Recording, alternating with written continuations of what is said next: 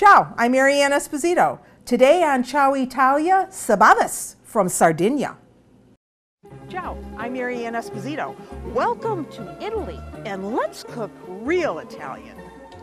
Aren't they gorgeous? Swiss chard. I knew you said that. I'm in heaven. Think about how healthy this is. That's for you. Sundae sauce. All 20 regions of Italy are fabulous. And every time I do this, I think of my Nonna Galasso because she always made it this way. You want a Goldilocks dough, just right. Who doesn't like basil, especially in the summer? Obviously, you have to have pesto sauce at some point, right? I mean, I'm a cook. Why can't I try it? You're the best. No, you're the best.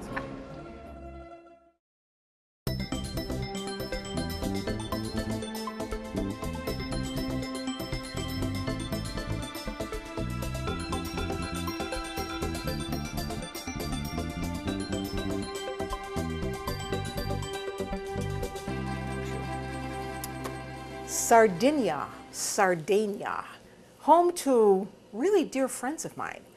And today, I think I really want to dedicate this program to them, Mario and Giulia Cocco, because they were the first ones who introduced me to Sardinia.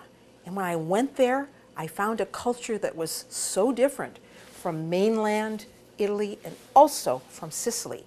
And today I'm going to make a classic recipe from Sardinia that Mario and Giulia taught me how to make. So what is it? Well, it's called Sebadas.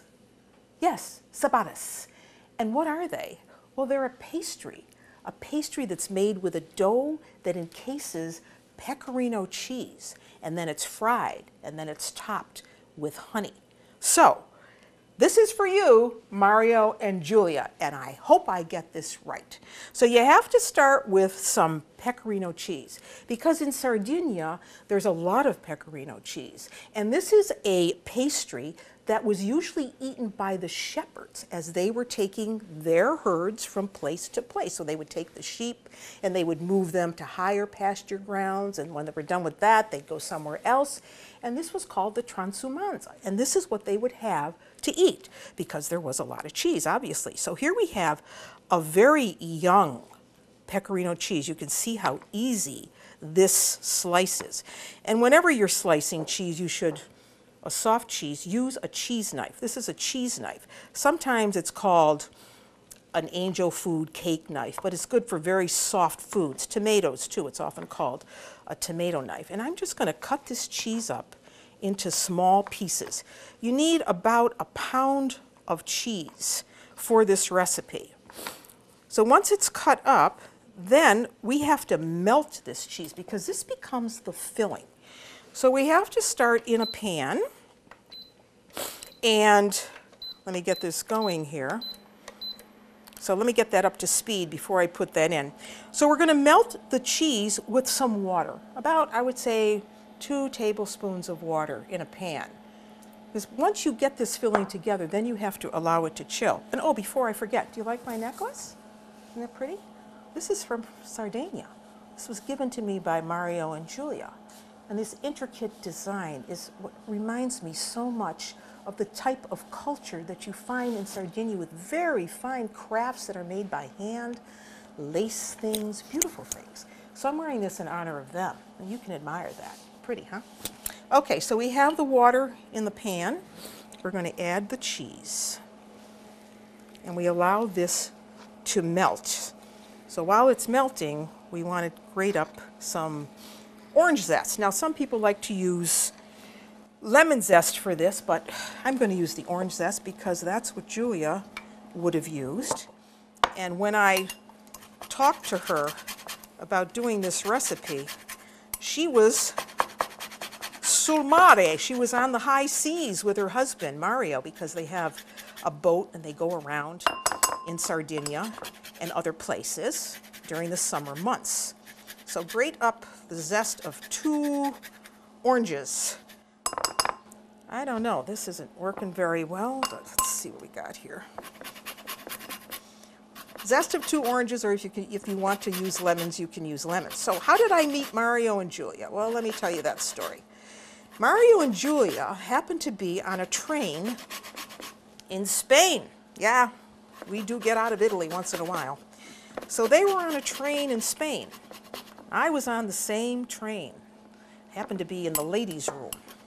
And all of a sudden, this elegant woman comes in, who is Danish, by the way. Julia is not. She's not Sardinian. She's married. She's married to a Sardinian. So she came in, and I happened to be doing a television program on the train called Dinner on the Diner. So she came in and she said, "Are you the woman who's doing the cooking on the train?" I said, "Yes, I am." So from that moment on, we started to hang out, having dinner on the train, that kind of thing. We kept in touch after leaving Spain, and we started to just communicate with one another. Now here's the cheese. I'll tell you the rest of the story in a minute, but look at how nicely that's melting. Okay? That's why you want to use a young cheese. This would not work with an aged cheese. I'm going to turn the heat down a little bit on that as I continue on.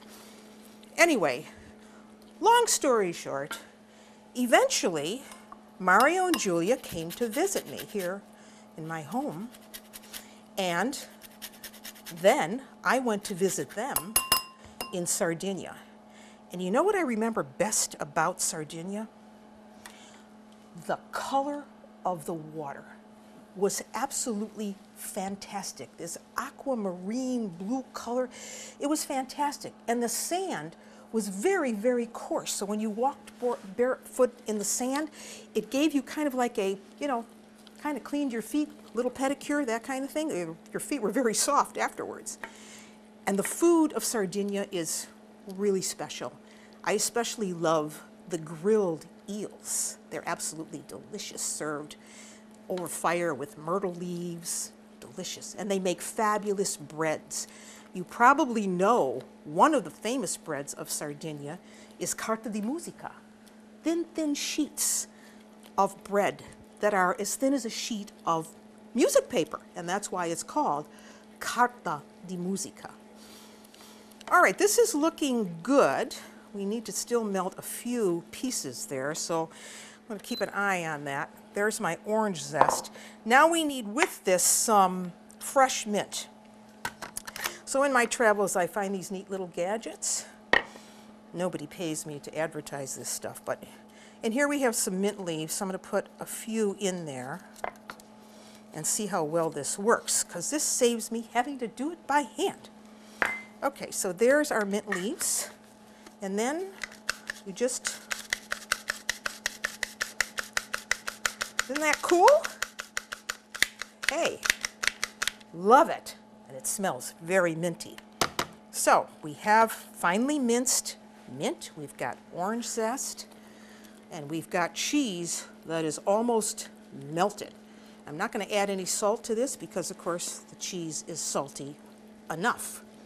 What we're going to do with this is we have to spread this out onto a bake sheet, and we have to allow it to get cold because we're going to have to cut this out into circles to go into our pastry. All right, now the cheese is fully melted. Doesn't that look good? Okay, I'm going to turn this off and add my mint. I'm going to add this orange zest. Mix this around. So pretty just to look at it. And of course the heat is just exuding that flavor and smell of mint. Okay, that's looking good. And this is going right on this tray. I would do this on a non-stick sheet, or you could put a piece of parchment paper over a baking sheet. You just want to spread that out so it's even. Okay. All right. That's looking good. And that now goes in the refrigerator to chill for about 35-45 minutes. You could actually do this part the day before. Now that we have the filling that's chilling, we can work on the dough. So traditionally, the dough starts with durum semolina flour, and that's what we have here. And this is a finer grind of semolina flour. As you can see by the color, it's not like a regular flour because there's a yellow tint to it. So it is a fine grind of semolina. So we have 3 cups of durum flour here, and we're going to give it just a little tad of salt, a little salt. And then we're going to add some water and olive oil. That's all that goes into the dough. So let's start with about a third of a cup and about 3 tablespoons of extra virgin olive oil. Traditionally, though, they didn't use olive oil. They used lard. But you know what a no-no that is. So now you mix this together and add enough water to create a dough. So I'm just going to add this a little bit at a time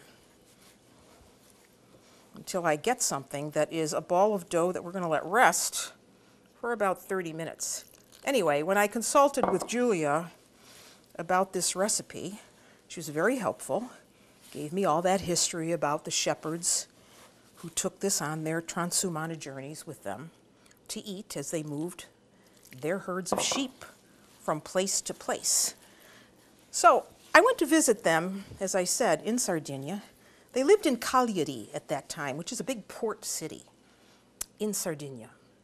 And it's very rural. So many different cultures came there because of the location of Sardinia in Mediterranean waters. So you can imagine how many cultures influenced their cooking. And the people are very friendly. We spent a lot of time at the beach and also at a confirmation for Julia's nephew. And that was a lot of fun because I got to try a lot of very interesting Sardinian dishes. Well, this is looking pretty good. I don't think I need any more water. I'm going to take that out of the bowl now and just need that on the board. Get rid of that. Okay, so that was about a cup of water that we added to the durum semolina. So get it into a nice ball of dough, and then you want to allow this to rest. You could also do this in a food processor if you didn't want to go through the trouble of doing it by hand. But you know, when you do things by hand like this, it puts you in touch again. It brings back memories and think about all those good times that you had. So for me, doing it by hand is much more fun. So that looks good. Now, we let this rest for about 30 minutes. Dough. We have dough. And we have dough that's ready. Nice and soft. Look at that. 2 fingers, 2 eyes. It stays where it is. Good. Okay, now what we need to do is work with small pieces. You never want to use too much flour because then you make things too tough, you know? You see how soft that is? So I'm going to just give it a few quick passes here. Look at how nice it rolls out. And you can put this through a pasta machine. So I have my trusty pasta machine set up right here with my trusty motor. That's not traditional, but you know what? It really helps in a kitchen when you're pressed for time and you don't want to spend a lot of time. But guess what? I set it up, and now I'm not even going to use it. So, and then you have to have some kind of a round cutter. I like to use a 3-inch one because that's what Mario and Julia said was the right size. Okay, it's looking gorgeous. Look at how pretty that dough is.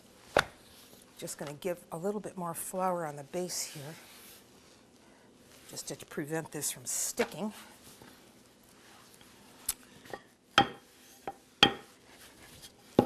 Okay, that's looking good because I can almost see the board behind me. All right, now we need a cutter. So you just start cutting circles. You're going to need 2 per Sebadas. Because remember, this is going to be filled with cheese, that beautiful, fresh, young pecorino cheese that we flavored with orange zest and fresh mint leaves. So I just put them on some parchment paper as I go along, like that. Let's make a couple more, just so you get the idea.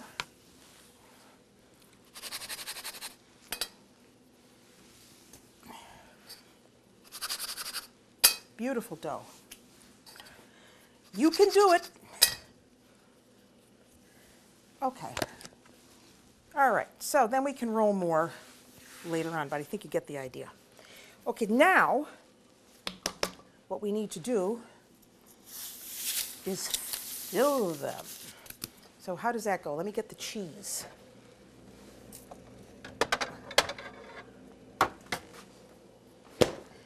Here we have cold solidified cheese. Now obviously we don't want to use that. We want to use something, excuse me, a little smaller, like that. So you do the same thing to the cheese. You just cut out circles. It's a very unusual pastry. Once you have it like that, then you take those circles of cheese and you put them right there. Pretty to look at, right? Just like that. Right in the center. There's another one. How many do I have? 1, 2, 3, 4, 5, 6, 7, 8. Okay, I can do one more. Once you have it like that, then you top it. See, with another circle.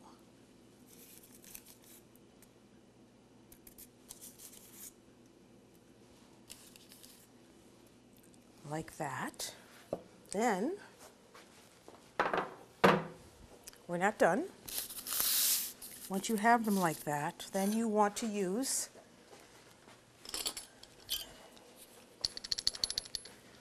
a little crimper and just go around the outside, see, like that, to seal them.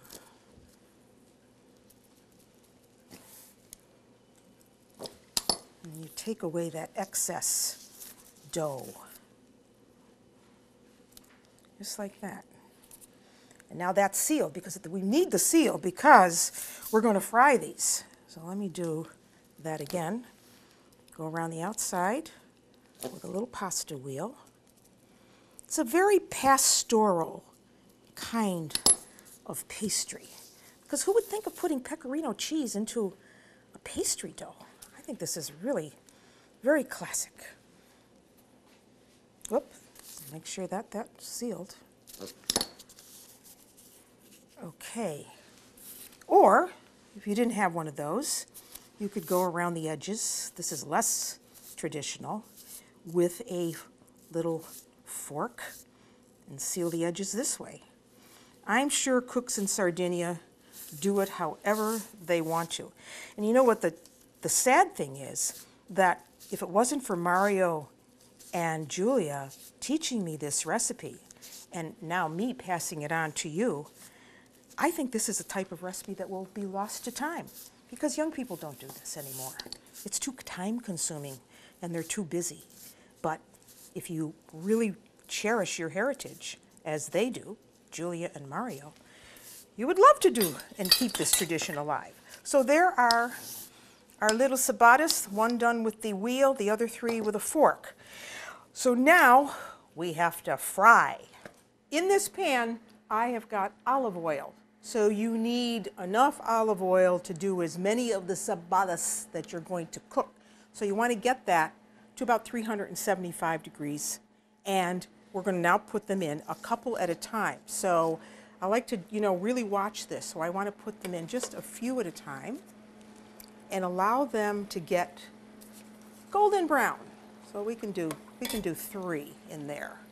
And it's really important that you have sealed those correctly, otherwise they're all going to open up. I've had that happen to me. they're all going to open up and all that beautiful cheese is going to escape into the oil. And you see how they're just lifting up to the top here in the oil. And they're very light tasting. So, you know, we have to wait until they're golden brown and then we'll take them out.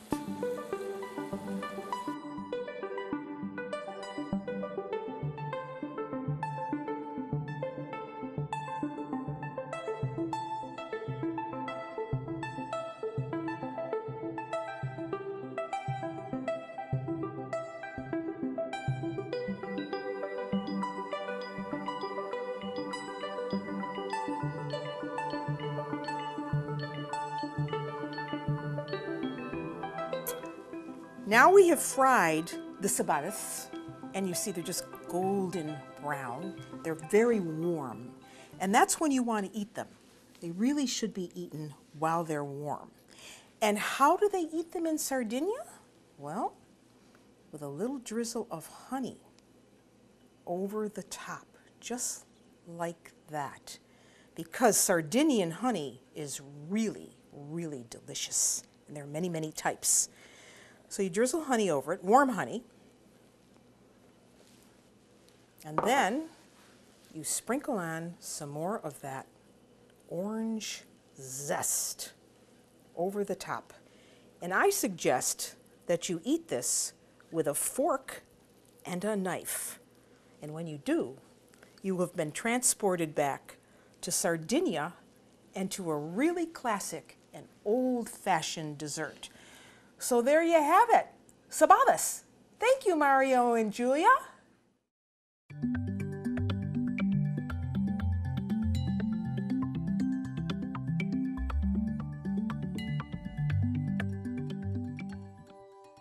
Sometimes it's good to keep traditions alive and respect them because they have a history and a story.